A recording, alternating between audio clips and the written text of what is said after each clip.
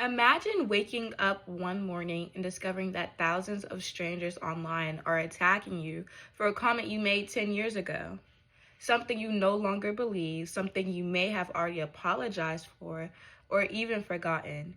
Your job, your reputation, and your relationships are suddenly at risk, not because of who you are today, but because of who you used to be. This is the reality by what we call now cancel culture. In an age where social media amplifies every voice and every mistake, cancel culture has become a powerful force, one that can hold people accountable, but also one that can destroy a person's life overnight. Today, I want to explore an important question. Is cancel culture truly promoting accountability, or is it preventing personal growth? While cancel culture often begins with good intentions, calling out harmful words or actions, it frequently crosses the line into punishment rather than progress. And when that happens, we lose opportunities for learning, dialogue, and real change. My argument today is simple. Cancel culture does more harm than good when it shuts down growth instead of encouraging it. If we truly value learning and accountability, we must create a society that allows people to change rather than be canceling them forever. People can grow, change, and evolve, and cancel culture often ignores that. Every one of us is a different person than we were 5 or 10 years ago. We learn, we mature, and we grow. But cancel culture assumes that people never change, and it punishes individuals identified for past mistakes. According to the EBSCO research, individuals who are given second chances show greater resilience and stronger personal growth. In other words, people become better when they are allowed to learn rather than simply punished. We've seen this with public figures. For example, the comedian Kevin Hart faced backlash for homophobic tweets he wrote years earlier. However, as Britannica reports, Hart apologized, took accountability, and used experience to become a more vocal supporter of the LGBTQ plus communities. This is exactly what growth looks like.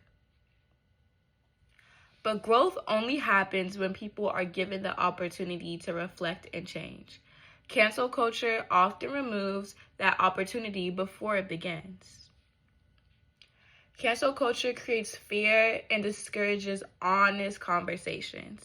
When people are worried about being canceled for a poorly worded comment or an outdated opinion, they become afraid to speak at all. A report from Debating Matters shows that fear of being canceled has already led to widespread self-censorship, especially around social issues. People stay silent not because they don't care, but because they are afraid of saying something wrong. This is dangerous, not just individuals, but for society. We cannot solve problems or promote understanding if people are too terrified to speak.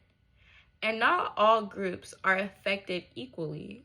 According to EBSCO research, people from certain communities are punished more harshly and are given fewer opportunities to learn and grow. In these cases, cancel culture ends up reinforcing inequality rather than justice.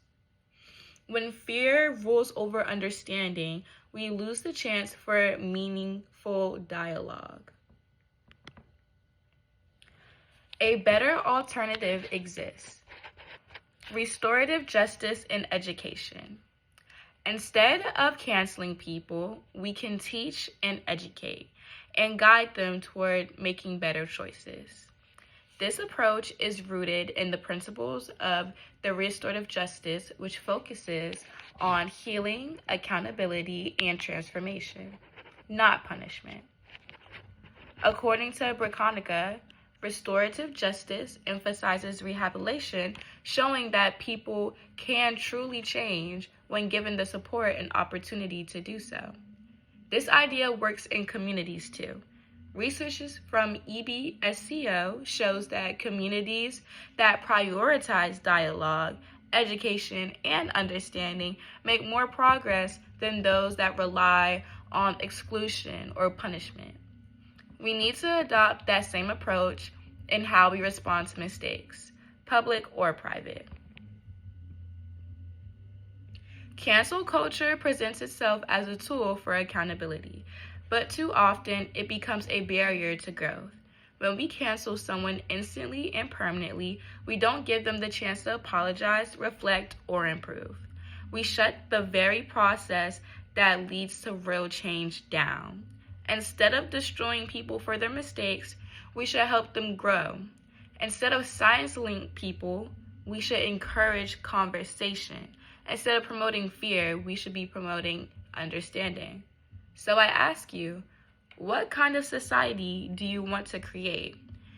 Do you want one where people are punished forever for the worst things that they ever done? Or one where people can learn, evolve, and become better?